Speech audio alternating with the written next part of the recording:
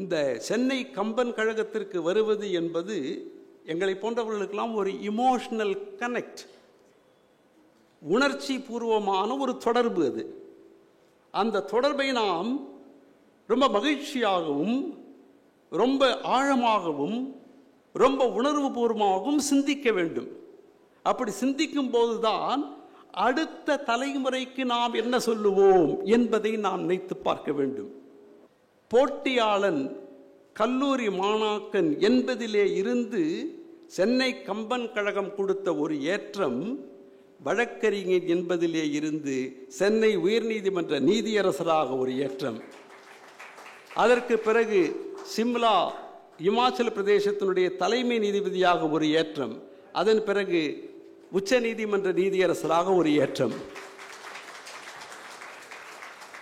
இப்படி ஒவ்வொரு ஏற்றத்தோடும் நான் இந்த மேடையிலே வந்திருக்கிறேன். இன்றைக்கு இந்திய தேசிய மனித உரிமை ஆணையத்தின் தலைவர் என்கிற பொறுப்பிலேயும் இந்த மேடைக்கு வந்துவிட்டேன்.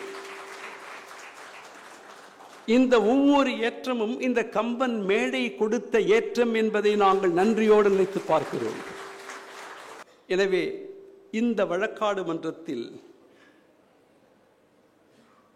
பேரிழப்புகளுக்கு பெரும் முதற் காரணமாக பெண் பாத்திரங்களை படைத்தது குற்றம் என்று வழக்கு தொடுக்க வழக்கறிஞர் சுமதி அவர்களை அழைக்கிறேன். பேரிழப்புகளுக்கு முதற் காரணமாக பெண் பாத்திரங்களையே படைத்தது குற்றம் என்று கம்பன் மீது நான் ஒரு குற்றப்பத்திரிகையோடு இந்த மேடைக்கு வந்திருக்கிறேன். அடடா, ஒரு நிமிடத்திற்கு முன்னால் தான் கம்பன் கழகத்தால் தான் இவ்வளவும் எனக்கு நடந்தது என்று சொல்லிவிட்டு அடுத்த நிமிடம் வளர்த்து விட்டவர்களையே அந்த படைப்பாளியான கம்பன் மீதே குற்றமா என்றால், நெற்றிக்கண்ணை திறந்தாலும் குற்றம் குற்றமே என்ற நக்கீரன் வளர்த்த நற்றமிழ் பரம்பரையில் வருகிறோம் என்பதனால் பேரிழப்புகளுக்கு முதற் காரணமாக பெண் பாத்திரங்களை கம்பன் படைத்திருக்கிறான் என்ற வழக்கோடு நான் இந்த நீதிமன்றத்திற்கு வந்திருக்கிறேன். நடுவர் அவர்களே, நான் நேரத்தை அதிகம் விரயம் செய்யாமல் இப்படி சுருங்க என்னுடைய வழக்கை சொல்லுகிறேன்.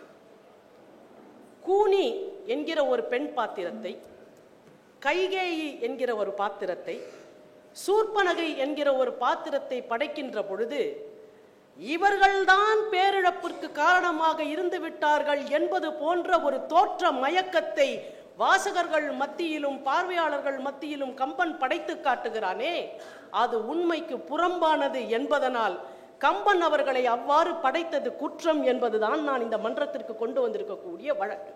திரு மாது அவர்களே, கம்பன் மேலே ஒரு குற்றம் சாட்டப்பட்டிருக்கிறது. நீங்கள் இந்த வழக்கை மறுக்கலாம் அல்லது ஏற்றுக்கொள்ளலாம். நீதியரசு அவர்களே, இந்த வழக்கை பொறுத்தவரையிலே நான் நிச்சயமாக இந்த வழக்கை மறுப்பதற்கு தயாராக இருக்கிறேன். காரணம் என்ன என்று கேட்டால், குமரகுருபரர் ஒரு செய்தி சொல்கிறார். அதை சொல்லி நான் என்னுடைய முதல் சுற்றை நிறைவு செய்வேன். குமரகுருபரர் சொல்கிறார் பாருங்கள், பிரம்மா தன்னுடைய நாக்கிலே கலைமகளுக்கு இடம் கொடுத்தான்.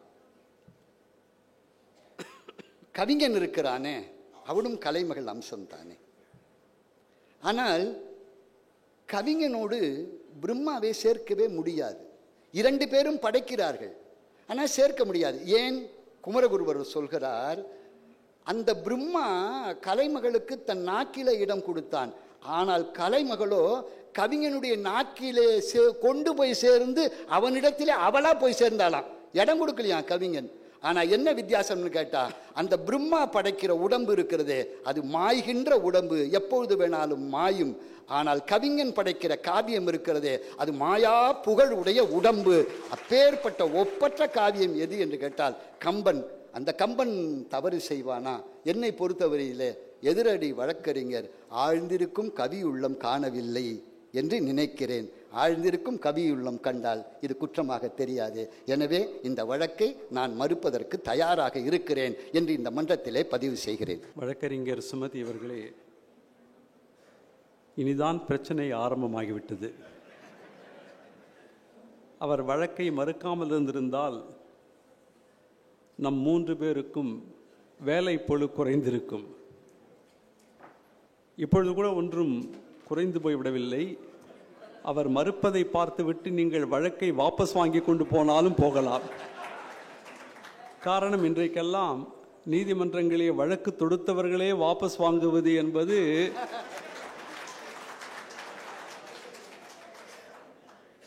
எனவே நீங்கள் வழக்கை தொடர்ந்து நடத்துவதாக இருந்தால் உங்களுடைய குற்றச்சாட்டுக்களை விரிவாக வைக்க வேண்டும் என்று கேட்டுக்கொள்கிறேன். குமரகுருபரர் சொன்னதோடு முடிந்து விட்டதென்றால் அதற்கப்புறம் தமிழறிஞர்களே இருந்திருக்க மாட்டார்கள் நண்பர்களே. அதற்கு பின்னால் வழி வழியாக இந்த தமிழ் சமூகம் தமிழறிஞர்களை நமக்கு காட்டிக்கொண்டே கொடுத்து கொண்டிருக்கிறது என்று சொன்னால், என்றும் எழுதப்பட்ட ஒரு காப்பியம், ஒரு காவியம் நம்முடைய பரிசீலனைக்கு உட்பட்டதுதான். இங்கு யாரும் பரிசீலனைக்கு உட்படாதவர்கள் கிடையாது என்பதை நான் முதலில் தெரிவிக்கிறேன். நான் என்னுடைய முதல் வழக்கிற்கு வருகிறேன். கூனியை பேரிழப்பிற்கு முதல் காரணமாக கம்பன் படைத்து காட்டுகிறான். சரி, கூனி பின்னாடி வரப்போறாங்க. இந்த அயோத்தியா காண்டத்திலே பின்னால் தான் வரப்போகிறான். இந்த காப்பியம் எப்படி படைக்கப்படுகிறது? ஒவ்வொரு காண்டத்திற்கும் தொடக்கத்திலே ஒரு பாடலை முதலில் வைக்கிறான் கம்பன். ஒரு வணக்கத்தை, ஒரு இறை வணக்கத்தை வைக்கிறான். அப்ப அயோத்தியா காண்டத்தினுடைய கடவுள் வாழ்த்தாக எதை வைக்கிறான் கம்பன் என்று பார்த்தால், வான் நின்று இழிந்து வரம்பு இகந்த மாவூதத்தின் வைப்பு எங்கும் ஊனும் உயிரும் உணர்வும் போல் உள்ளும் புறத்தும் உளன் என்ப. அப்ப இறைவனை பத்தி தானே பேசணும். மற்ற எல்லா காண்டத்திலையும் அப்படித்தானே பேசப்பட்டது. ஐயா அவர்கள் சொன்னார்களே நீதியரசர், தாய் தன்னை அறியாத கன்றில்லை என்ற தொடரை எடுத்து நான் பேசினேன் என்று. அதை எடுத்து பாருங்க. தாய் தன்னை அறியாத கன்றில்லை, தன் கன்றை ஆயும் அறியும், உலகின் தாயாயின் ஐய நீ அறிதி எப்பொருளும், அவை உன் நிலை அறியா மாயை இது என்கொல்லோ வாராதே வரவல்லாய். அப்படித்தானே இருந்தது. அப்ப எல்லா கடவுள் வாழ்த்தும் அப்படித்தானே இருக்குது. ஆனால் அயோத்தியா காண்டத்தினுடைய கடவுள் வாழ்த்து மட்டும் எப்படி இருந்தது? அடுத்த வரி எழுதுகிறான், கூனும் சிறிய கோத்தாயும் கொடுமை இழைப்ப கோல் துறந்து கானும் கடலும் கடந்து இமையோர் இடுக்கண் தீர்த்த கழல் வேந்தன். கூனும் சிறிய கோத்தாயும் கொடுமை இழைப்ப என்று பின்னால் வரக்கூடிய இரண்டு பாத்திரங்களை கடவுள் வாழ்த்தில் இந்த காண்டத்தில் மட்டும் வைக்கிறான் கம்பன் என்று சொன்னால், ஏனைய காண்டங்களில் கடவுள் வாழ்த்தை கடவுள் வாழ்த்தாக மட்டும் வைத்துவிட்டு இந்த காண்டத்தை கேட்க போகிறவர்கள், வாசிக்க போகிறவர்களுடைய மனதிலே ரெண்டு முக்கியமான பெண்கள் இருக்கிறார்கள், ரொம்ப மோசமானவர்கள் என்று படிப்பவர்கள் கடவுள் வாழ்த்து படிக்கின்ற பொழுதே அவர்களுடைய மனதிலே அவர்களை பற்றிய ஒரு தவறான சிந்தனையை ஏற்படுத்துகிறானே, காசிங் prejudice என்று நாங்கள் சொல்லுவோம். அந்த சிந்தனையை கம்பன் விதைக்கிறான் என்ற முதல் இடத்திலே கூனியையும் கைகேயையும் சேர்த்து பேசுகிறான். இப்பொழுது நான் கூனிக்கு மட்டும் வருகிறேன். இன்னும் ஒருத்தர் வரவே இல்லைங்க கதைக்குள்ள. ஒருத்தர் வரவே இல்லை, இப்பதான் வராங்க. யாருக்குமே வரவங்க யாருன்னே தெரியாது. கம்பன் அறிமுகப்படுத்துகிறான், இன்னல் செய் ராவணன் இழைத்த தீமை போல். ராவணன் யார் சார்? தெரியாது. அவன் என்ன சார் தீமை இழைத்தான்? தெரியாது. இது வரைக்கும் சொல்லியிருக்கீங்களா சார்? தெரியாது. அப்ப அவரை ஏன் சார் நீங்க இதுல கொண்டு வந்து சொல்றீங்கன்னு கேட்டா, இவர் மனதில் என்ன இருக்குன்னா, இந்த காப்பியத்திலேயே மிக மோசமானவன் ராவணன் தான், ஆனால் அந்த ராவணனை விட இவன் மோசமானவன்றது நீ முதல்ல கவனத்துல வச்சுக்கன்னு ஒரு வாசகனுடைய மனதிலே இன்னும் வராத பாத்திரத்தை உதாரணமாக சொல்லி அதை விட இவள் மோசமானவள் என்று ஒரு பாத்திரத்தை படைக்கிறான் என்று சொன்னால், காப்பியத்தினுடைய பேரிழப்பிற்கு பெண் பாத்திரங்கள் தான் காரணம் என்பதை நிறுவ வேண்டும் என்பதை இன்னும் வராத பாத்திரத்திற்கு ஒப்பிட்டு வரப்போகிற பாத்திரத்தை அறிமுகப்படுத்துகிறானே, அந்த இடத்திலே கம்பன் குற்றவாளி ஆகிறான் என்பதுதான் என்னுடைய முதல் வழக்கு. இந்தல் செய் ராவணன் இழைத்த தீமை போல் துன்னரும் கொடுமன கூனி தோன்றினாள்னு சொல்றான். சரி சார், ரீ ரெக்கார்டிங் போடுறான் சார். இளையராஜா ரீ ரெக்கார்டிங் போட்டு தான் நம்ம பார்த்துருக்கோம். ஆனால் கம்பன் போடுற ரீ ரெக்கார்டிங் என்ன? தோன்றிய கூனி எப்படிப்பட்டவ, வந்துட்டா எப்படிப்பட்டவ, ஒண்ணுமே தெரியாது. அவ என்ன செஞ்சா, என்ன செய்ய போறா, நல்லது செய்ய போறாளா, தீமை, எதுவுமே யாருக்குமே தெரியாது. தோன்றிய கூனியும் துடிக்கும் நெஞ்சினள் ஊன்றிய வெகுளியாள் உழைக்கும் உள்ளத்தாள் கான்று எரி நயனத்தாள் கதிக்கும் சொல்லினாள். இது வரைக்கும் கூட பொறுத்துக்குவேன். அடுத்த ரெண்டு வரி சொல்றான் பாருங்க, மூன்று உலகினுக்கும் ஓர் இடுக்கண் மூட்டுவாள். அதிகபட்சம் அவ அயோத்திக்கு இடுக்கண் மூட்டினாள். 3 உலகத்துக்கும் அவ எங்க இடுக்கண் மூட்டினாள்? மூட்டாத 3 உலகத்தை கொண்டு வந்து இவரே புதுசா ஒரு அடுப்பு வச்சு மூட்டிட்டார் 3 உலகத்துக்கும். 3 உலகினுக்கும் ஓர் இடுக்கண் மூட்டுவாள்னு நீங்கள் ஒருத்தியை நீங்கள் அறிமுகப்படுத்துகின்ற பொழுது இன்னும் அவ என்ன சொன்னானே தெரியல. வழக்கை தொடுப்பதற்கு முன்னாலேயே ஒருத்தர் மேல சார்ஜ் ஃப்ரேம் பண்றதுக்கு முன்னாடியே அவ தண்டனை கொடுக்க, யாரு தெரியுமா ரொம்ப மோசமானவ அப்படின்னு ஒருத்தரை அறிமுகப்படுத்துறது இருக்கு பார்த்தீங்களா? அது ரொம்ப மோசமானது. அது என்ன பண்ணுதுன்னா, படிக்கக்கூடியவர்கள், இந்த காப்பியத்தின் மீது பற்று கொண்டு படிக்கக்கூடியவர்கள் மனதிலே இன்னும் படித்து தங்கள் மனதை செலுத்தி ஓ இது இப்படித்தான் என்று அவர்களாக ஒரு முடிவுக்கு வர முடியாமல், வாசகன்தான் ஒரு விஷயத்தை படித்துவிட்டு அது பற்றிய முடிவுக்கு வர வேண்டுமே தவிர, வாசகன் இப்படித்தான் ஒரு கதையை புரிந்து கொள்ள வேண்டும் என்று ஒரு காப்பிய கர்த்தா அந்த கதையை எழுதக்கூடாது. அப்படின்னா இன்னைக்கு பின்னவீனத்துல சொல்றாங்க, எல்லாத்தையும் நீங்க சொல்லிட்டீங்கன்னா அப்போ ஒரு வாசகனான நான் கண்டடைவதற்கு என்ன இருக்கிறதுன்னு. அப்போ இப்படித்தான் கூனி என்று நீங்கள் தொடக்கத்திலே சொல்லிவிட்டீர்கள் என்றால் வாசகனான நான் கண்டடைவதற்கு என்ன இருக்கிறது?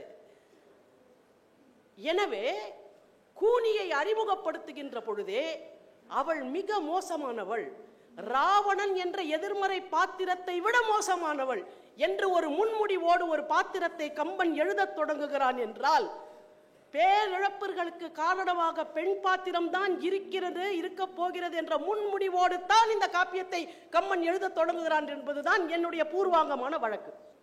இது வெளிப்படையாக கூனும் சிறிய கோத்தாயும் கொடுமை இழைப்ப என்று சொல்லுகிற போது நமக்கு புரிகிற பொருள் வேறு, உள்ளே போய் பார்க்கிற போது நமக்கு விளங்குகிற பொருள் வேறு என்று ஒருவேளை மாது சொல்ல நினைக்கிறாரோ என்று நான் நினைக்கிறேன். அவங்க என்ன சொல்றாங்க, கூனி வரத்துக்கு முன்னாடியே அவ எப்படின்னே தெரியாது அவளை சொல்றான். ராவணன் யாருன்னே தெரியாது அவளை பற்றி சொல்றான். உங்களுக்கு ஒன்று தெரியுமா, வாழ்க்கையில் இன்பமே ஒன்றை தெரியாமல் இருக்கிறப்போ தெரிஞ்சுக்கணும்னு நினைக்கிறீங்க பாருங்க, அதில் தான் இன்ட்ரெஸ்டே இருக்கு. கல்யாணத்துக்கு முன்னாடி வரவை இப்படி தான் இருப்பான்னு நினைக்கிறான். வந்த பிறப்பு தான் தெரிஞ்சுது நாம் நினைச்ச மாதிரியே இல்லையே. அது மாதிரி கூனியெல்லாம் எப்படி இருப்பா, ராவணன் எப்படி இருப்பான்னு தெரியாதப்பயே இப்படி தாண்டா அவங்க இருப்பான்னு சொல்றது ஒரு கவிஞனுடைய உரிமை. அந்த உரிமையை நீங்க எப்படி வேண்டான்னு சொல்லலாம்? அதனால தான் கூனும் சிறிய கோத்தாடு. அடுத்தது இன்னொன்று சொல்லட்டுமா, பேர் இழப்பு இருக்கா இல்லையா? பேர் இழப்புங்கிறது நீங்க எதை வச்சு முடிவு பண்ணுவீங்க? பேர் இழப்புன்னா என்ன? சார், எந்த ஒரு இழப்பு மீண்டு வர முடியாதோ அது பேர் இழப்பு. சரி, அந்த பேர் இழப்பு என்பது எதை பொறுத்து தெரியுமா? பேர் இழப்பு துன்பமானதா இன்பமானதா என்று தீர்மானிக்கப்படுகிறது. எந்த பேர் இழப்பு இந்த உலகத்திற்கு நன்மை தருகிறதோ அது உன்னதமான பேர் இழப்பு. அப்படின்னா என்ன அர்த்தம்? அவன் போனா இந்த உலகம் நல்லா இருக்குன்னு அர்த்தம். அப்படி பேர் இழப்புக்கு காரணமாகவும் கூனியும் யாரும் இருந்தா, கைகே இருந்தா. நான் சொல்லல, கம்பன் சொல்றான். கூனும் சிறிய கோத்தாயும் கொடுமை இழைப்ப. கொடுமை இழைச்சிட்டாங்க. அந்த கொடுமையினால என்னடா பலன் கிடைச்சதுன்னு கேட்டா, இன்றைக்கு இந்த உலகம் ராவணன் என்ற அரக்கனிடத்தில் இருந்து தப்பித்து நல்ல விதமாக இந்த உலகம் இருக்கிறது. அதற்கு காரணமே அந்த கொடுமைதான்னு சொன்னா, இந்த கொடுமையை அழிச்சது நல்லதா தப்பா? அதுதான் கேள்வி. நான் என்ன கேட்கிறேன், நீங்க கொடுமை செய்ததா சொன்னீங்களே, அதுல நடந்தது என்ன? சார், நான் என்ன கேட்கிறேன், இவன் கெட்டவன், இவன் திருடன், அவனை திருடன்னு சொல்றதுல என்ன தப்பு? இவன் ரொம்ப நல்ல திருடன் அப்படின்னு சொல்லணும்னு எதிர்பார்க்குறீங்களா? அது இன்னும் மோசம். கூனி யாரு? கொடுமன கூனி, அவ்வளவுதான். அவளுடைய உண்மை கேரக்டர் என்னவோ, அவளுடைய உண்மை பாத்திரம் என்னவோ, அந்த பாத்திரத்தை எப்படி சொல்லணுமோ அப்படிதான் கம்பன் சொல்லியிருக்கானே தவிர, நான் இப்ப இப்படி கேட்கிறேன், நீங்க பதில் சொல்லுங்க. கம்பனின் சொன்னதில் பொய் இருக்கா? இல்ல கம்பன் சொன்னதில் தான் பொய் இருக்கா? எதிலையுமே பொய் இல்லையே. அப்போ உண்மையை உண்மை என்று படைப்பதற்கு ஒரு கவிஞனுக்கு முழுவதுமான சுதந்திரம் என்பது கவிதை இயற்றுவனுக்கு இருக்கிற பொழுது அதை நீங்க எப்படி குற்றம்னு சொல்ல முடியும்? அதை குற்றம்னு எப்படி சொல்றீங்க? எனக்கு அது புரியல. நீதியரசர் அவர்களே, மாது ரொம்ப சாதுரியமாக பேசுறதா நினச்சிக்கிட்டு இப்போ அவருக்கு இந்த வழக்கை மறுக்கிறாரா இல்லை வழக்கை தொடுக்கிறாரான்றதுலேயே குழப்பம் இருக்குன்னு நான் நினைக்கிறேன். நானும் அதான் சொல்ல வரேன். இங்க பாருங்க, நீங்க தான் வழக்கை மறுக்கிறதா நினைச்சுக்கிட்டு தொடுக்கிறதா நினைச்சுக்கிட்டு இருக்கீங்க. நான் வழக்கை மறுக்கிறதுக்கான காரணத்தை சொல்லிக்கிட்டு இருக்கேன். நான் என்ன கேட்கிறேன், இது பாடினது கம்பன், அந்த பாத்திரம் இப்படி தான் இருக்குன்னு அவன் பாடுறான். நான் இப்போ உங்ககிட்ட ஒரு கேள்வி கேட்கிறேன், அதுக்கு பதில் சொல்லுங்க. நீங்க என்ன பண்றீங்க, இது நல்ல பாத்திரம் இல்ல, இந்த பாத்திரத்தை இப்படி தொடுக்கிறான்னு சொல்லுங்க. நான் கேட்கிறேன், பேரிழப்புக்கு காரணமாக இருக்கக்கூடிய எத்தனையோ பாத்திரங்களை, அந்த பேரிழப்புகளை தாங்கி கொண்டிருக்கிற பெண்களை நான் காட்டட்டுமா? மண்டோதரி மாதிரி ஒரு பெண்ணை நீங்க காட்ட முடியுமா? அவ்வளவு ஏன் சீத மாதிரியே இருக்கான்னு சொல்றானே, அப்ப பெண்களிலே உயர்ந்தவர்களை படைக்கலையா கம்பன்? அவ்வளவு ஏன் தன் கணவன் இறந்து போகிறான், தாரை வாழ்கிறாள், எல்லாவற்றையும் காப்பாற்றுகிறாள், தாளை போன ஒரு உயர்ந்த பெண்ணை கம்பன் காட்டலையா? ஏன் ஞானவனாக இருக்கக்கூடிய ராமன் வருகிறான் என்று அவனுக்காகவே காத்திருந்து அவனை சுக்ரீவனிடத்திலே ஆற்றுப்படுத்திய சபரி என்ற ஒரு ஒப்பற்ற பெண்ணை கம்பன் காட்டவில்லையா? எனக்கு தெரிகிறது, உங்களுக்கு குற்றம் சொல்லி பழக்கப்பட்டு குற்றமுடையவர்களையே நீங்கள் பார்த்து கொண்டிருக்கிறீர்கள். நான் நல்லவர்களை பார்க்கிறேன். சுக்ரீவனுக்கு முடிசூட்டு விழா நடக்கின்ற பொழுது அவனுக்கு அறிவுரை சொல்லுவதற்கு பல்வேறு பாடல்களை கம்பன் இயற்றுகிறான். சிறியவர் என்று இகழ்ந்து நோவு செயல் செய்கை. 2 பேர் தான் சம்பவத்தில் இருந்தாங்க. ராவணன் கூட ஏர்சே விட்னஸ் தான். ஆனா ஐ விட்னஸ்னு பார்த்தா சம்பவத்தில் இருந்த 2 பேர் தான். ஒன்று கவிக்கூற்று, ஒன்று கூனி. அவள் இதை பத்தி எதுவுமே பேசல. பேசின ஒரே ஆள் யாரு? சம்பவத்தில் இருந்த ராமன். அவன் சொன்ன வார்த்தை என்ன? சிறியர் என்று இகழ்ந்து நோவு செயல் செய்கை. அப்படின்னா என்ன? 3 விஷயம் நடந்திருக்காங்க. ராமன் கூனிய உண்டைவில் உண்ட போது 3 விஷயம் நடந்திருக்கு. வெறும் கல்லடிச்சது மட்டும் அல்ல. சிறியர், ஒருத்தனை சிறியர்னு நம்ம என்ன பண்ணுவோம், நினைப்போம், அது எண்ணம். என்று இகழ்ந்து, இகழ்ச்சி என்றால் என்ன? சொல்லுவது. ஏய் ஓரமன் இல்ல, நீ எல்லாம் ஒரு ஆள்னு வந்துட்டியா என் முன்னாடின்னு சொன்னா இகழ்வது. எனக்கு ஈடனியா போறதுக்கு போது நீ ஏன் முன்னாடி வந்து நிக்கிறான்னு சொன்னா இகழ்ச்சி. முதல்ல சிறியர்னு நினைச்சான், இகழ்ந்து ஏதோ ஒன்று சொல்லி இருக்கிறான். அப்புறம் நோவு செயல் செய்கிறான். அப்படி என்றால் மனம் மொழி மெய்களால் கூனியை ராமன் துன்பப்படுத்தி இருக்கிறான்.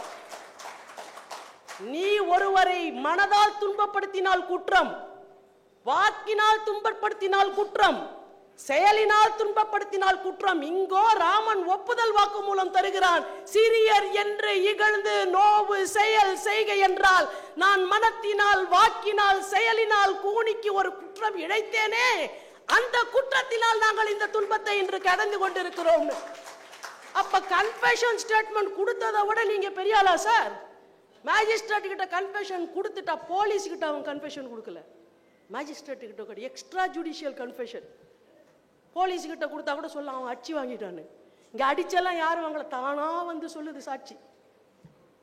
அப்ப ராமன் இப்படி சொல்லுகிறான் என்றால் அந்த சம்பவத்தில் நடந்தது என்ன என்பது ராமனுக்கும் கூனிக்கும் மட்டும்தான் தெரியும். கூனி எங்குமே சொல்லவில்லை. கூனி எங்குமே என்ன அடிச்சியப்பா உனக்கு வச்சம் பாரு நான் மறுபடியும் கூனி சொல்லவில்லை. அப்படி என்றால் சொன்னது ராமன் மட்டும்தான். தான் பட்ட துன்பத்திற்காகத்தான் தான் இதை செய்தோம் என்று கம்பன் கூனியை பேச வைக்கவில்லை. ஆனால் ராமனை பேச வைக்கிறான். எனக்கு இந்த துன்பம் நேர்ந்ததற்கு என் செயல்தான் காரணம்னு. அப்ப உன் செயல்தான் காரணம் என்று ராமனே பேசிவிட்டான் என்றால் நீங்கள் கடைசி வரைக்கும் வாசகனையும் பார்வையாளனையும் கூனிதான் கெட்டவள் கூனிதான் கெட்டவள் என்று நம்ப வைத்தீர்களே கம்பனே, அங்குதான் நீங்கள் குற்றவாளி ஆனீர்கள் என்பதுதான் என்னுடைய குற்றச்சாட்டு. நான் வந்துடுறேன் அடுத்தது. இதுக்கு மூணாவதா ஒரு சாட்சி இருக்கு. மூன்றாவதாக ஒரு சாட்சி இருக்கு. யார் அது? ராவணன். ராவணன் யாரிடம் பேசுகிறான்? மாலியவானிடம் பேசுகிறான். மாலியவான் தாத்தா. தாத்தானா எப்படிப்பட்டாலும் வயசுல பெரியவர். என்னப்பா வருத்தமா இருக்கே, மூஞ்செல்லாம் கருத்து போயிருக்கே. அதெல்லாம் ஒண்ணும் இல்லை, ரொம்ப அடிச்சிட்டானா ராமன்னு கேட்கிறான். ஏன்னா முதல் போர் புரி படல முடிஞ்சு வந்த உடனே தான் இந்த சந்திப்பு மாலியவனுக்கும் ராவணனுக்கும். அப்போ ராவணன் சொல்றான், அதெல்லாம் ஒரு பெரிய பிரச்சனையே இல்லைப்பா. என் மேலே ராமன் அடித்தான் பாருங்க, அவன் முகத்தில் கோவமே தெரியல, சிரிச்சுக்கிட்டே அடித்தான். சத்யராஜ் மாதிரி அப்படின்னு டுமில்ல சுட்டா கூட செத்துருவான்டா, அந்த மாதிரி சுட்டிருக்கிறார் அவர். சிரிச்சுக்கிட்டே தான் அடித்தான். ஒன்று. ரெண்டாவது, அப்படி அடித்தது எப்படிப்பட்ட இருந்ததுன்னா, இந்த கூனி மேலே ஒரு கல் அடித்தான் பாருங்க குட்டி பிள்ளையா இருக்கும்போது, அந்த மாதிரி லைட்டாக அடித்தான்றான். இப்போ இதை அப்படியே வச்சுக்கோங்க. This is equal to this தானே. இதுக்கு 2 3 5னாக்க 5 இஸ் ஈக்குவல் டு 2 + 3 அப்படி தானே நம்ம புரிஞ்சுக்குவோம். இப்போ அவன் என்ன சொல்கிறான், ராவணன் கூனி மீது அடித்த கல் எவ்வளோ சாதாரணமானதோ அப்படித்தான் என் மேலே அடிச்சான்றான். அப்படி அடித்தான் ராமன். கம்பன் சொல்லுகிறான், ராவண முகம் அப்போ எப்படி இருந்துதான், 10 தலைகளில் இருந்த கிரீடம் கீழே விழுந்து விட்டது, அவன் முகம் கருத்து போயிருக்கிறது. எப்படிப்பட்ட கருப்பு தெரியுமா? சூரியன் வராத பகல், சந்திரன் வராத இரவு, இந்த இருட்டு எப்படி இருக்குமோ அப்படி இருந்தது. அப்படி தோற்று போய் ராவணன் வீட்டுக்கு செல்லுகிறான். ஆனா மாலியவன் கேட்கிற போது, அந்த கூனி இருக்கல்ல, அவ முதுகுல லைட் அடிச்ச போது அடிச்ச மாதிரின்றான். அப்படின்னா என்ன அர்த்தம்? கூனி முதுகுல ராவணன் அடித்த அடி எப்படிப்பட்டதா இருந்ததுன்னா, முதல் போர் புரி படலத்திலே அடி சரியான அடி வாங்கிக்கிட்டு, இன்று போய் போருக்கு நாளை வான ராமன் துரத்தின போது என்ன உத ராவணன் வாங்கினானோ அந்த உத கூனி வாங்கியிருக்கானுல நம்ம புரிஞ்சுக்கணும். Read the converse, read the converse. ஒன்று. மற்றொன்று, அயோத்தியில ஒரு சின்ன பையன் ஒரு கூணல் முதுகுடைய ஒரு பெண் மீது ஒரு சின்ன கல் அடிச்சிருந்தான்னா இலங்கை வரைக்கும் அந்த பிரச்சனை போயிருக்க வேண்டிய அவசியமே இல்லை. ஆனா இலங்கை வரைக்கும் இந்த பிரச்சனை போயிருக்குன்னா உங்களுக்கு தெரியுமா? அயோத்தியில ஒரு ப்ராப்ளம் ஆயிடுச்சு சார். ஒரு பையன் கல்லடிச்சு அந்த அம்மா போய் ஏதோ ஒன்று நடந்திருக்கு. கம்பன் தெளிவா அந்த ஏதோ ஒன்றை நம் எல்லோர் பார்வையில் இருந்தும் மறைத்து விட்டான். என்ன அதை சொன்னாக்க அவர் ராமன் தப்பாயிருவான். ஊருக்கு தன்னுடைய தாயோடு வந்த ஒரு பெண்ணை அவமானப்படுத்தி விட்டான். தன்னூர் அரசனாக போகிற ஒரு இளவரசன் என்றால் அது அயோத்திக்கு அழகில்லை என்பதனால் அதை அப்படியே மூடிட்டான். இப்ப பெட்டிஷன் கொடுத்த கூனி பாவம் கொடுத்த கம்ப்ளைண்ட்டுக்கு ஒரு சிஎஸ்ஆர் ரசீட்டு கூட இல்லாம, எஃப்ஐஆரும் இல்லாம, எடுத்து வச்ச கம்ப்ளைண்ட்டை மனசிலேயே லோலோ லோலோன்னு ரொம்ப வருஷமா வச்சுக்கிட்டு அலைஞ்சிருக்கிறா. நியாயம் கிடைக்காமல் அலைந்த ஒருத்தி இப்படிப்பட்ட ஒருவன் கையில் ஆட்சி சென்றால் இந்த நாடு என்ன ஆகும் என்று நினைத்து குற்றமற்ற பரதனிடம் ஆட்சி செல்ல வேண்டும் என்று நினைத்திருந்தால் அதில் என்ன தவறு இருக்கிறது? நீங்க எல்லாம் கர்ணன் படம் பார்த்திருப்பீங்க. கர்ணனை அந்த வில்லு விடக்கூடாதுன்னு சொன்ன உடனே அசோகன் எழுந்து சொல்வார், மாமா இது என்ன நீதின்னு கேட்பார். அந்த மாதிரி நான் கேட்கிறேன், கம்பனே இது என்ன நீதி? என்ன நீதி? என்ன நீதி?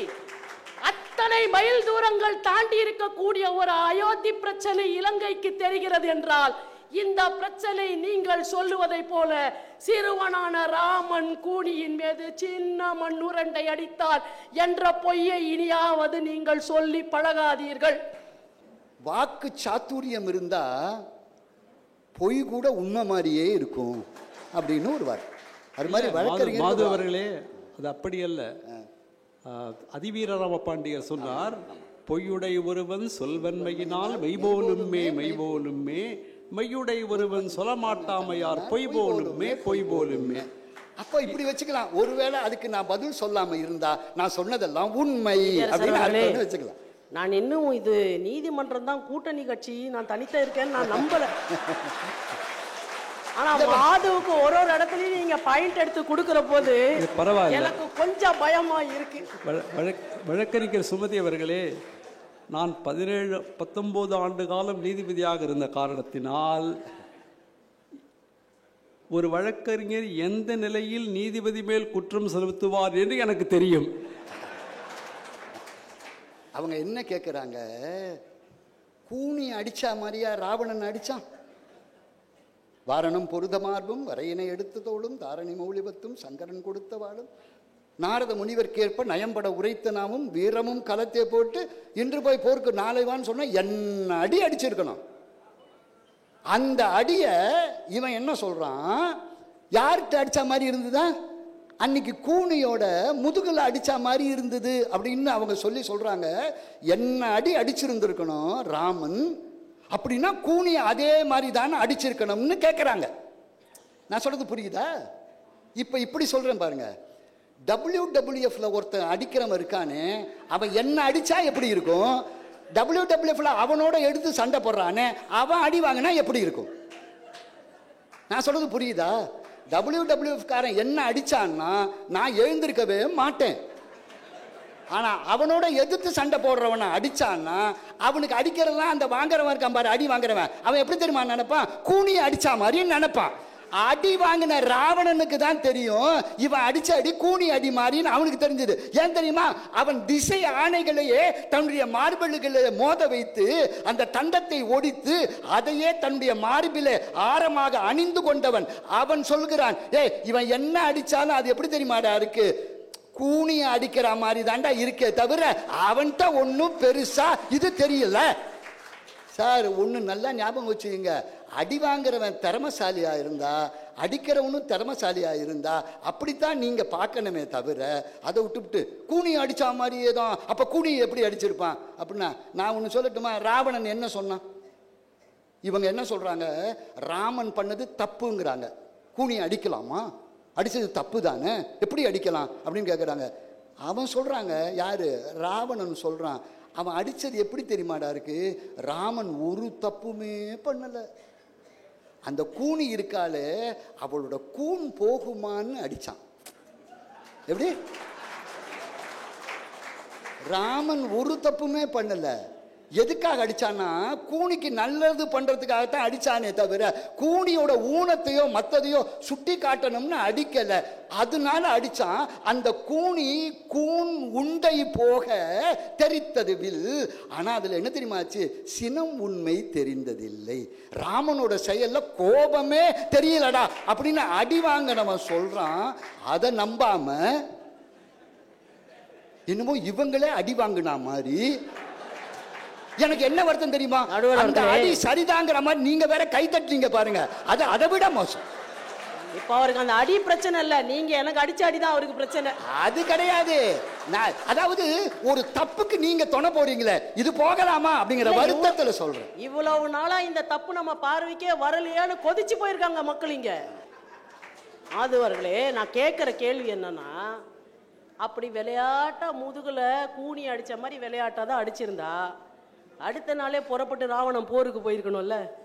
அவன் போகாததுக்கு ஒவ்வொருத்தரையா அனுப்பி நீ அனுப்புறதுக்கு ஆள் இல்லைன்னும் போது ராவணன் கடைசியா போனானா மாலியவான் என்ற தாத்தாவிடம் அவன் உண்மையாக வாங்கிய உதையினுடைய வலிய சொல்லாமைக்கு அவன் ஒரு பொய் சொன்னானே தவிர அவன் உண்மையை சொன்னான்னு நீங்க சொன்னீங்கன்னா உங்கள் வாதம் தவறு. நீங்கள் சுருக்கமாக இந்த கூனியை பற்றிய வாதத்தை அல்ல ஒரே ஒரு தெளிவை நீங்கள் தெளிவுபடுத்த வேண்டும். கூனியை மட்டுமே கம்பன் குறை சொல்லுவதாக இருந்தால் ராமன் கூனியின் முதுகின் மேல் உண்டை அடித்தான் என்கிற செய்தியை கம்பன் மறைத்திருக்கலாம். அந்த செய்தியை கம்பன் மறைக்கவில்லை.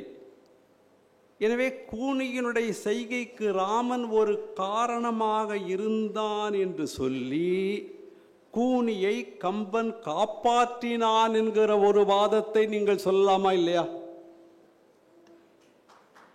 நான் பதில் சொல்லுகிறேன். அதாவது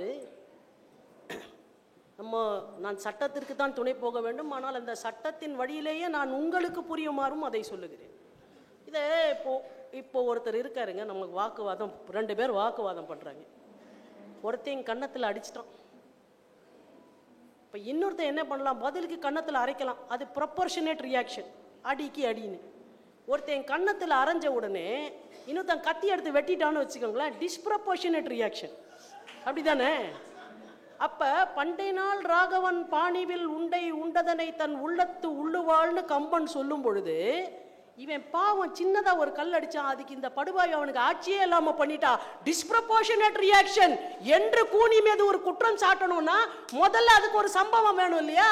அதனால சம்பவத்தை சின்னதாக்கி அவளுடைய ரியாக்ஷனை பெரிதாக்கி ராமன் ஐயோ பாவம் என்பதை போலவும் கூனிதான் கொடூரமானவள் என்பதை போலவும் அவளால் தான் இந்த பேரிழப்பு ஏற்பட்டது என்பதாகவும் படைக்க வேண்டும் என்றால் அந்த முதல் விஷயமான பண்டை நாள் ராகவன் கம்பனுக்கு தேவையாக இருந்திருக்கிறது. அதனால இதை குறைச்சி காட்டி அதை மிகைப்படுத்தி காட்டுவது என்பது கம்பன் பெண்ணை குற்றம் சாட்ட வேண்டும் என்ற நோக்கத்தோடு செய்திருக்கிறான் என்பதுதான் நான் சொல்லக்கூடிய வழக்கு. ஒரு உன்னை பற்றி சொல்லும்போது அந்த செயல் எப்போ நடக்குது, ஏன் நடக்குது, எதனால் நடந்தது, இத்தனை யோசித்து பார்த்து தான் சொல்லணும், இல்லைன்னா சொல்லக்கூடாது. இந்த சிறியர் என்று அந்த பாட்டு இருக்கே, அது எங்கே வருதுன்னு கேட்டால், சுக்ரீவனை வாலி வதத்துக்கு பிறகு சுக்ரீவனுக்கு அறிவுரை சொல்கிறான் ராமன். அப்போ அறிவுரை சொல்லும்போது இது வருது. ஏன் தெரியுமா அறிவுரை சொல்கிறான் ராமன்? இவன் யாருன்னு வாலி சொல்கிறான். யாருக்கிட்ட? ராமன்கிட்ட. இதோ என் தம்பி சுக்ரீவன் இருக்கானே, அவன் என்ன தெரியுமா பண்ணுவான், இப்போ இருக்கிற மாதிரியே இருப்பான்னு நினைக்கிற? இருக்க மாட்டான். என்ன தெரியுமா பண்ணுவான்?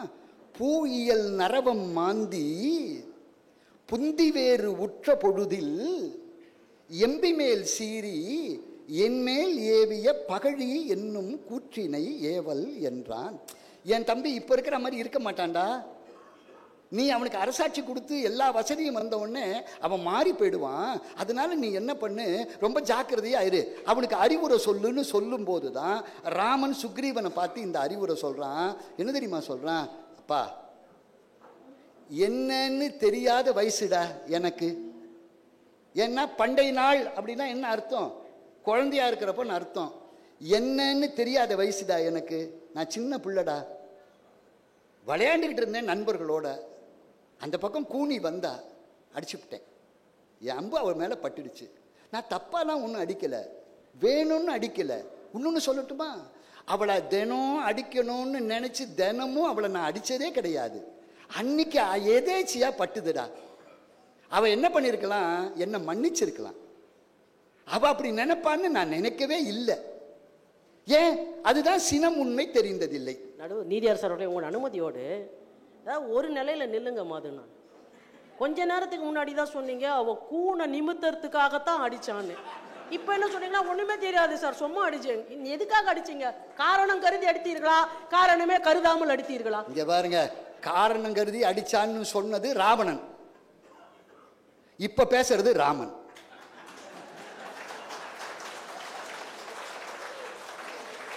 அவன் ஏன் அப்படி பேசினா, இவன் எப்படி பேசினான்னா, எங்க இருக்கிறது தானுங்க நான் பேச முடியும். இந்த அடிச்ச விஷயத்துல கம்பனுக்கு தெளிவில்லை என்பதற்கு அடையாளம், ராமன் பேசும்போது ஒரு காரணத்திற்காக அடித்தான் என்றும் ராவணன் பேசும்போது வேறு காரணத்திற்காக அடித்தான் என்றும் கம்பன் குழம்புகிறான். ஏனென்றால் ராமனை காப்பாற்ற வேண்டும் என்ற ஆவேசம் வந்தவுடன் அதை எப்படி செய்ய முடியும் என்பதை யோசித்து கம்பன் குழம்பிய இடம் இது. எப்படியாவது கூனியை குற்றவாளி என்று அவள் மீது குற்றத்தை நிறுவ வேண்டும் என்ற அதீத ஆவலினால் ஏற்பட்ட தடுமாற்றம் அது. நடுவர் அவர்களே, எனக்கு நீ சங்கராஷ்டமம்னு போட்டிருக்கு.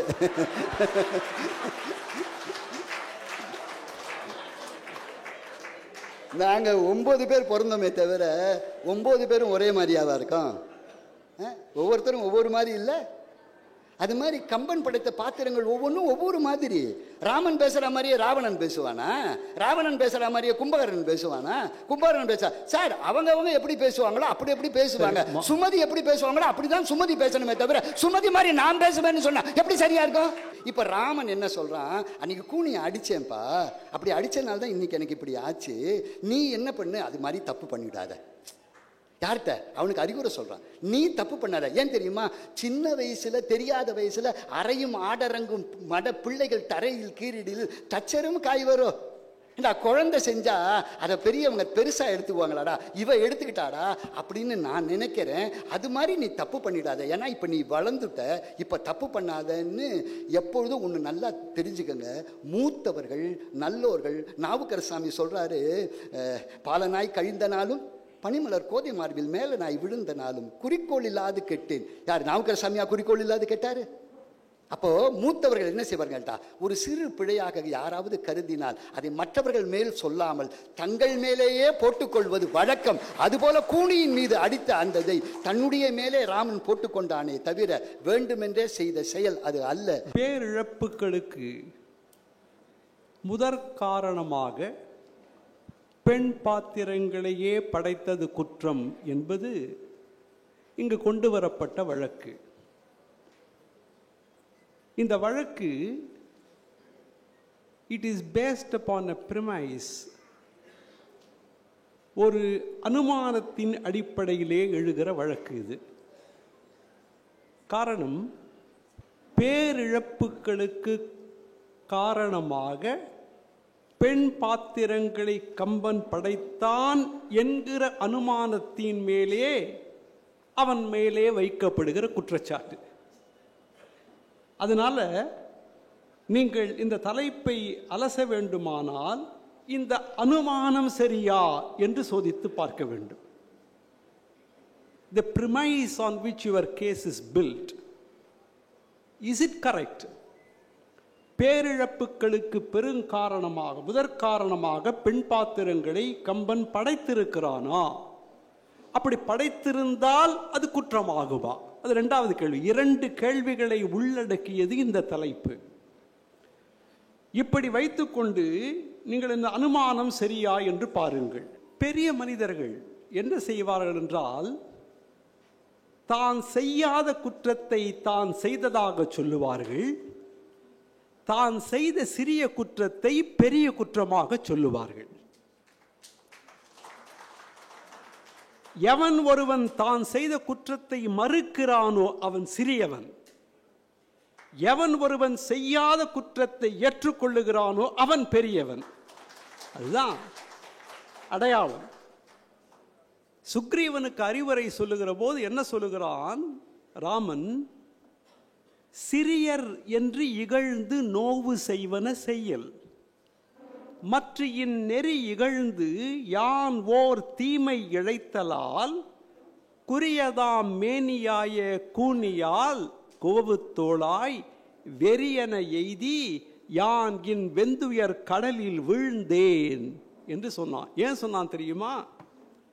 ஆட்சியாளர்கள் கற்றுக்கொள்ள வேண்டிய முதற் பாடத்தை சுக்ரீவனுக்கு ராமன் மூலமாக கம்பன் கற்றுக் கொடுக்கிறான். சிறியவன் என்று யாரையும் இகழாதே. இது ஆட்சியாளர்கள் கற்றுக்கொள்ள வேண்டிய மிகப்பெரிய பாடம்.